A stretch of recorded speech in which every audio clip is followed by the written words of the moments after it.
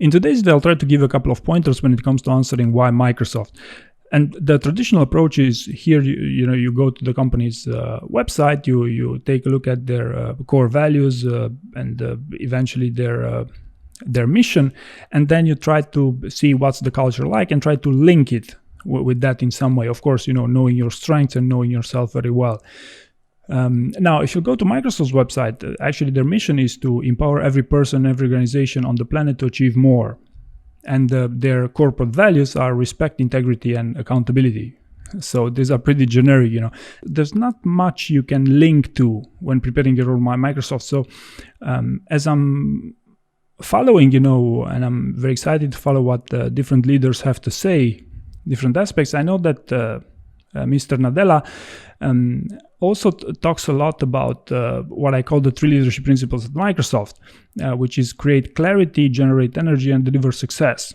And furthermore, if you look on their careers page on the tips and tricks section, they slightly talk about the energy and the excitement that they expect candidates to create with these in these jobs interviews. I believe these 3 are a much better starting point for your why Microsoft. Now, when it comes to what is some guidance, what is some template if you want to structure your answer here is I found that the best I know is basically to structure it into 3 parts. The first part is to basically praise the company. Like, for example, Microsoft is a very innovative company, simply put. This is just a reference point.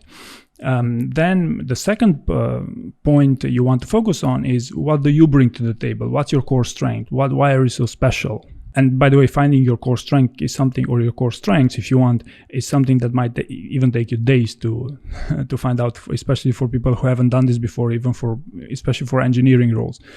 And the third point you want to really take seriously here is what's in for you from this opportunity. And some people, especially for people who are not applying for business roles, you could go as simple as, I'm very excited that I get to work with some of the smartest people in the world. For me, it would be a sufficient motivator of what's in for you as a candidate to bring in for this role. But these would be the 3 elements. You praise the company, you talk about what do you have to bring to the table, in other words, your core strength, and third would be what's in for you from all this. So this would be the 3 elements you would want to link to when preparing your own why Microsoft. Now, I will just close by saying that the best answers that I've ever heard were not following any specific template. Because if you think about it, a template is the actual opposite of any work of art, for that matter. So, for example, for a director level role, I wouldn't expect you to template your answers too much. Or even for a senior sales role, I would expect you to go even one step further to bring that extra level of quality to your answer.